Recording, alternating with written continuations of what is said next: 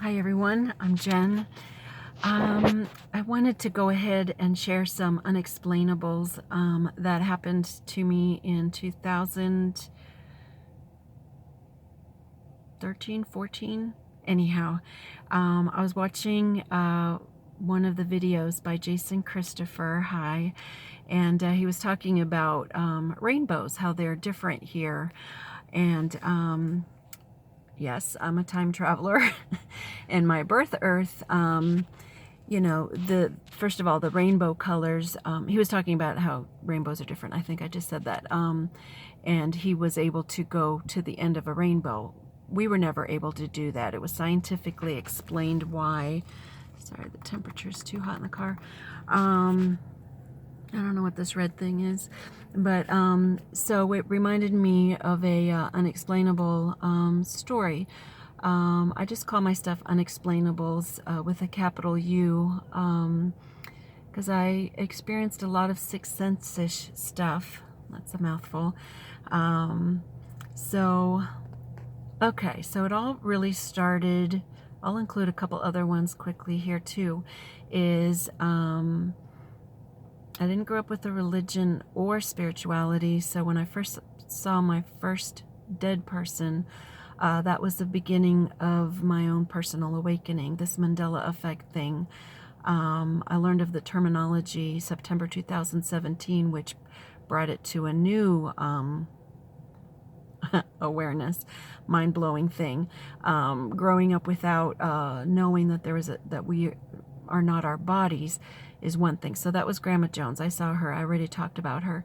But there I am driving down an Appalachian mountain hill, and I was prompted by Unexplainable to go into the store. And I was living in a new, one of my public housing places. And I was like, oh, well, maybe that's the white wicker furniture trundle bed that I've been looking for. So I go in, because I was in one bedroom, and I for some reason wanted my sofa to be a trundle bed so that I can, trundle bed looks like a sofa, but it's a mattress with another mattress underneath that can come out and pop up and make a king size bed. So I still have that dream, but whatever. I went in there, and I like whites, creams, and tans. I get overstimulated by life. Anyone who knows me here or in real life, my mind's always thinking, so I like the peaceful tones. And I was led like a magnet, which happens the same way the lady that had the hurt back, and my hand went straight. I mean, she had the hurt leg, but my hand went like a magnet to her back, which healed her leg. It's not me doing it. It's unexplainable coming through me. But anyhow, so I went to this one corner of this thrift store like a magnet, and there was dark wood trundle bed. It was not set up. It was just pieces, parts. And I'm just not even going to look at dark wood. I need those calming tones. And, maybe I'll have sage. Maybe I'll have like the Atlantic Ocean blue, but that's it. So I went to other parts of the store thinking maybe Unexplainable was wrong, because there's always free will. And no, it just kept bringing me back. So whatever, I honored it because my unexplainables, they get checked off. I don't think there's white wicker in Appalachian towns anyhow. I went ahead and got it, set up the trundle bed, whatever. 3 days later or a week later, whatever, again driving down a Appalachian mountain road, and I see this healthy, seemingly healthy young man in his 20s, not hitchhiking, and I'm prompted to pick him up. And I'm like driving by him, not picking him up, because why would I pick up a guy? Why would I? Now, I've done it because of unexplainables, but anyone listening, don't be safe. Don't do what I did. So whatever, unexplainable, he's a guy, he's young, he can walk. There's the Appalachian Trail there, so people walk and then come into town to replenish and go back. Whatever, thankfully I honored it, and I U-turned, had to climb back up the mountain, then go back down to find him. And you know, the first time he's like, I don't need a ride, you know, which is what I would have done. You know, why are you even pulling over? I'm not even asking for a ride. But I'm just crazy me saying, I don't know why, but I'm being prompted and being led to, and blah, blah, blah. Long story short, he had frostbite, and I had a trundle bed that I could house him, and we could be friends for a little bit while he recovered, and we were friends, and we frequented so that's another miracle. I feel like I got the trundle bed and the prompting, so that, and then his friendship was amazing, and I learned a lot, and I was loved as a friend a lot as well on top of that. So we went to a diner, and often, and at this diner there's this guy. Sometimes, not sometimes, all the time, I get feelings of representations of who the person is. So it's not just like Rain in the Plains stereotelepathy that we sometimes experience. Like, I will just get a different image. So I saw him in a gladiator outfit with the armed whatever breastplate that goes over the torso, and you know, he's a sweet, I called him chef, you know, he was the cook there, and so, but I asked him to come towards the counter, and I said, is it okay if I touch you for a second, touch your shoulder? And he's like, he's very quiet, he's a strong silent type, and so I went like this to his shoulder, boop. I said, you have a chink in your armor now. And he's like, what?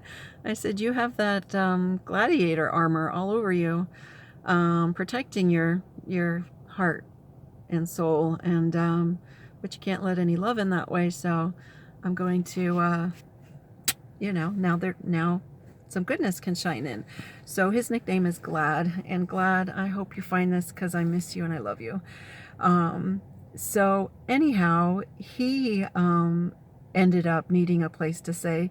So that's why I needed the trundle bed, so that I actually separated the two. And so I called them my boys, even though they're full grown, you know, adults, but they each were on one side of the living room, and I put the dresser in between, so they each had 3 drawers. Oh, I'm gonna give up that dresser now. Anyhow, good memories. I always have the memories. So Glad was going through the dark night of the soul. He's probably one of us now, if he's still around. I hope you are, one way or the other. You are. But I decided to, okay. They don't know your name, so I can share this story. Glad, that you wanted to die. And it's not for any of us to change how anyone lives. It's just, are you really wanting to, you know? So I said, and he didn't want to like physically take his life. He just wanted to go into the woods and just lay down and die. And I said, well, may I have a day with you before you do that? And I think people get surprised when I don't stop them from doing anything, because I think wanting to die might be said that way, but wondering if we want to live is a totally different scenario, you know? And I've been there before. I didn't want to take my life, but I didn't want to live. So I just wanted, so the next day, we spent the whole day together. And I even asked the non-hitchhiker, the two boys, they would go out, and they were like brothers, you know, play baseball, throw the ball with each other and everything. So they had a friendship. But after so many weeks of that, you know, Glad was ready to do what he wanted to do. So I asked the non-hitchhiker, to, you know, for us to have our day, and we did. We had a whole day together, this car, and I just wished and prayed and hoped and begged God, the universe, the angels, the guides, the trees. I asked everybody everything and anything to show him what a beautiful world this can be, because it's a lot of the times not a beautiful world. And I just wanted him to be touched, or maybe reminded that it can be okay. And we spent hours and hours just driving, and so many different miraculous things happened, including synchronicities and seeing numbers. Everything was talking to us through different forms, even animals. And